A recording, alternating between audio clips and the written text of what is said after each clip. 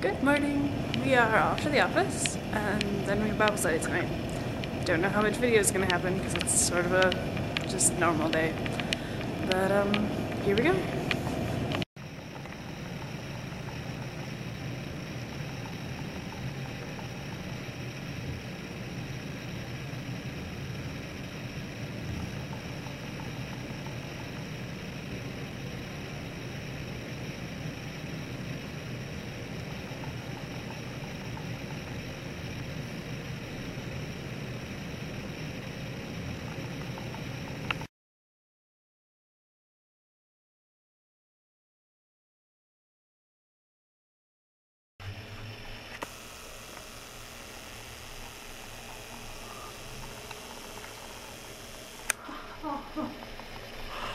Oh, the glass elevator thing.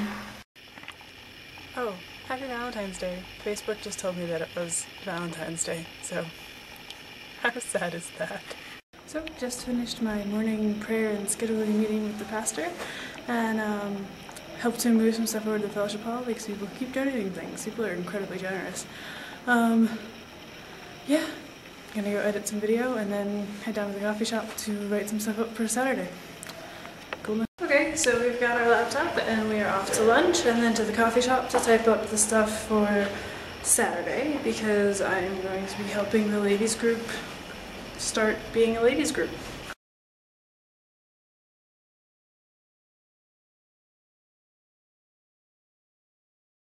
Part of me really wants to ask what that's about, but part of me knows that the answer will come in Korean. Hey, okay, so I had lunch with the ladies today, which was much less eventful than having lunch with the men. But it was good. Noticed a few things like, unlike in Japan, in Korea you don't pick the bowl up when you're eating soup to like make sure you don't drop it. You just have to not drop it. Oh wait, I'm lost this way. Yeah, so we are going to type up a program type thing, sign-up sheet and general outline for a Bible study that will be self-sustaining without a leader. Just in case leaders leave, we want the program to continue. So we're gonna see if I can do that. Yay! Alright, I have that written and I'm back in the office to do some more video archiving. It's a good muffin shop, I like it.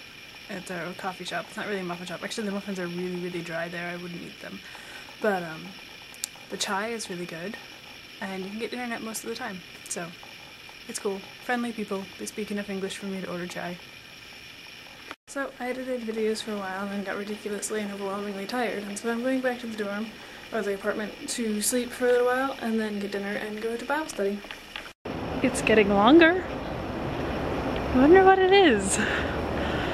Still. So the kids were playing soccer yesterday and apparently lost their ball. Aww.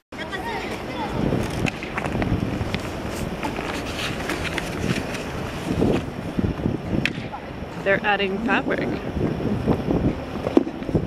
and a desk.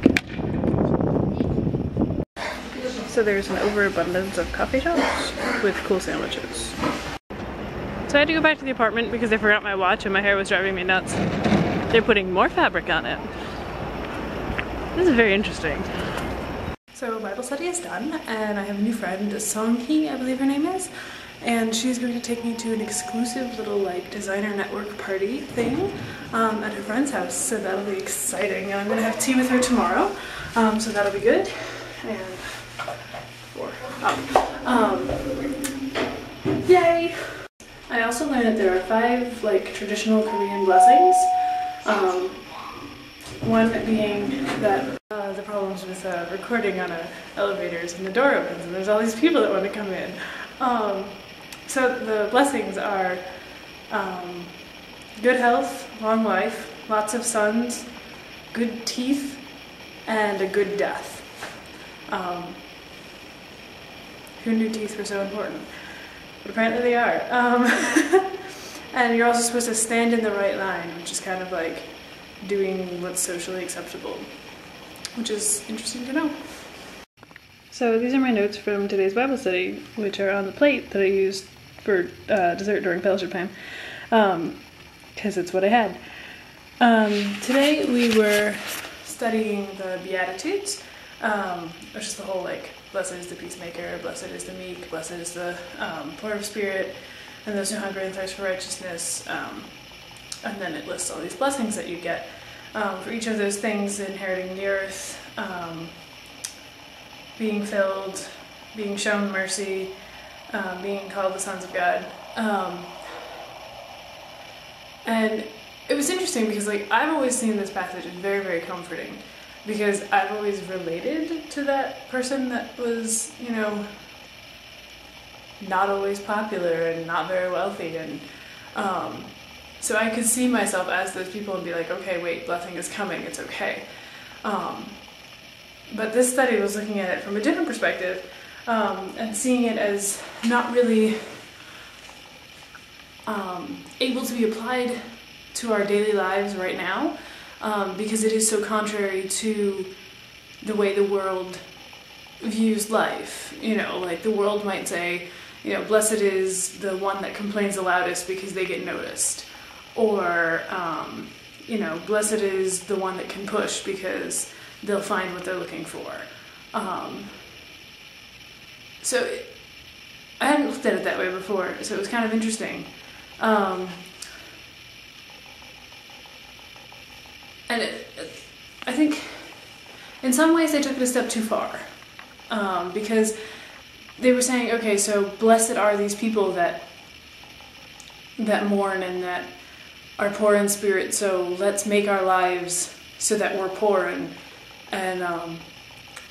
you know, don't have the good health and don't have all these things that we would generally want. But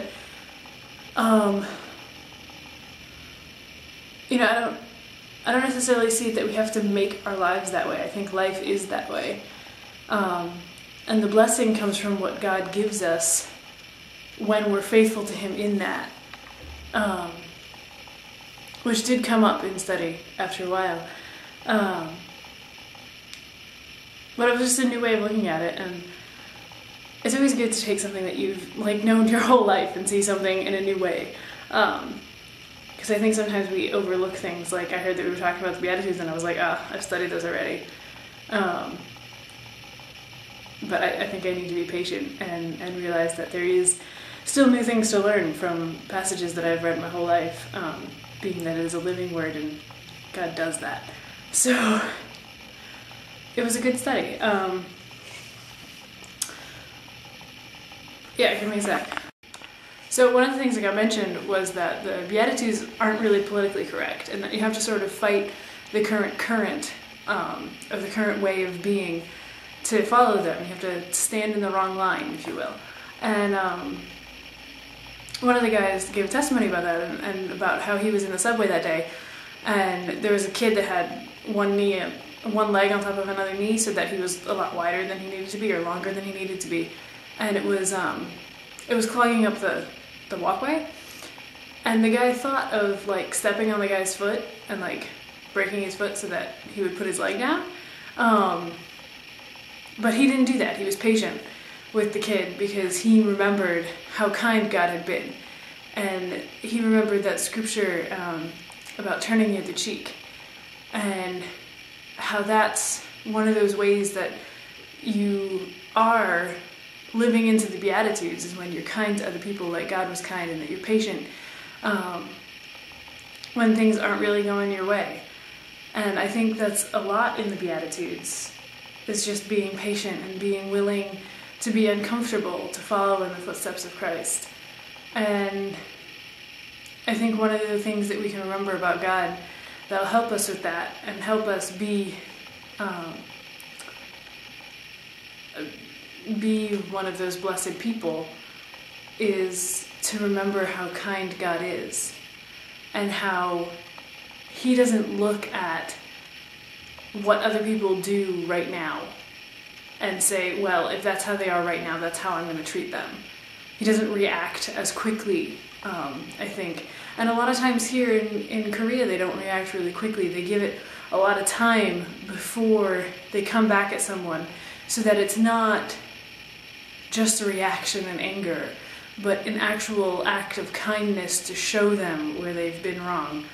And I think that's something that I've learned about God today, is how to be patiently kind, or kind in patience. So I guess that's who God is today, is patiently kind.